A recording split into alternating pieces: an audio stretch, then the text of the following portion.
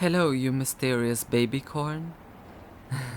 I promise you to show the more intuitive and emotional side of my work. So let's look at the time when I went out on the street and tried to become intimate with people I didn't know. It was a dark and drunk party evening, and I challenged myself to test how far I could get into someone's private space. Of course, I fully failed, but you know that failure is part of artistic work. Don't be afraid. Let's feel it together. This is the setting. I brought 2 chairs and some photo equipment. In my baby Filips mind, I thought that I'd start exploring other space by offering a conversation, a confrontation. I don't really know why I naively chose Party City and bars, probably because I imagined people seeking for intimacy during these hours while they had good fun. There was this time in my own life when I went out every weekend. I had a lot of fun dancing and beautiful conversations. But for some reason, I usually went home lonely, not even knowing what I was missing. I guess it was about love, but I'm not really sure at this point. So I decided to open the space for wishes, thoughts, and sorrow. After sitting there for some time, no one really noticed me. People rather tried to act like I wasn't there. It's fine. I probably looked pretty crazy from the outside, but in my own mind it was the most self-evident thing to do. So I wrote a text during my waiting. It probably looked suspicious. A weird young being sitting on a Saturday evening in a dark corner, not talking or moving. It looks like a meditation, but the act is complicated and exhausting. When you do nothing, your thoughts are your enemy. It feels like you become desperate because your mind feels time. It gets deaccelerated. It's like learning to ride the bike again. Your thoughts move in a circle as if you were drugged. It feels dangerous to be aware of time. There are certain questions that I was repeating in a monologue. How much do I need to sit here? How does it look like to the outside? How do I need to act to attract someone? Do I need to do anything at all? If I do nothing and don't get into a dialogue, does it mean my work loses its meaning?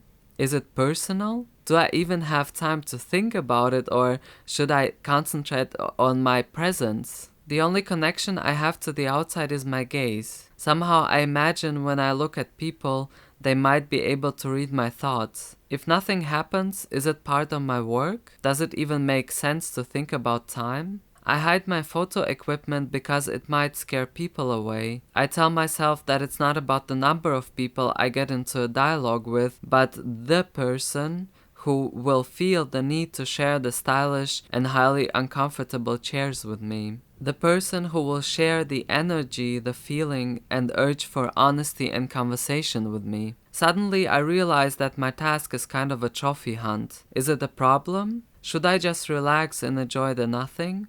I prepared a lot in my mind. I thought of questions I would ask the other, the way it would feel like, the things we would talk about. Now I realize that I should have prepared for nothing. The other has transformed from the trophy to a savior.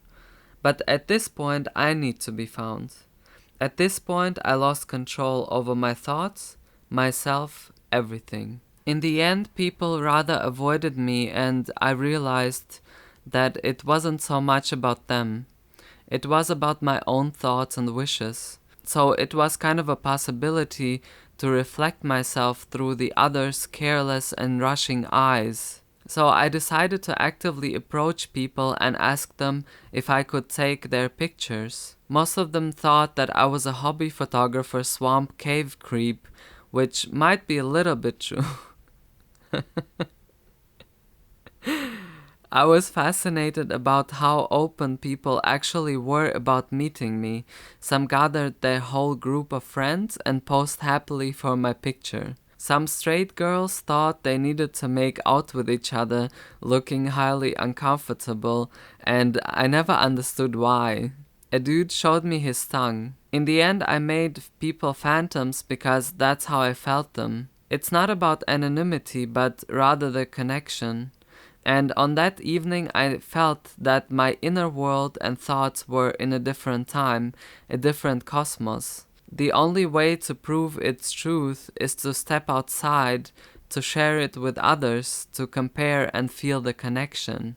Later, I made a series which I called Vanishing Society, and I don't really remember why this name, but I felt that people were missing for me, or maybe I was missing myself.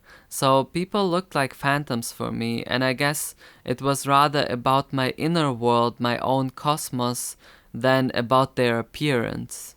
I saw how easily people revealed their privacy on the internet, so to me it seemed logical that it would be the same to do it in reality. Well, baby Filips was naive because it's partly the opposite, and not a question of moral. Also, why should people reveal any intimacy or privacy if they don't even know me, if I don't open myself, if I am not sure about myself, and if I haven't discovered my own freedom? I've learned that there isn't always the person to share your space and energy with, especially if it's beyond formats, beyond normal and lovely. But you can always find something general and humane in others. You can find the connection. You just need to open the window.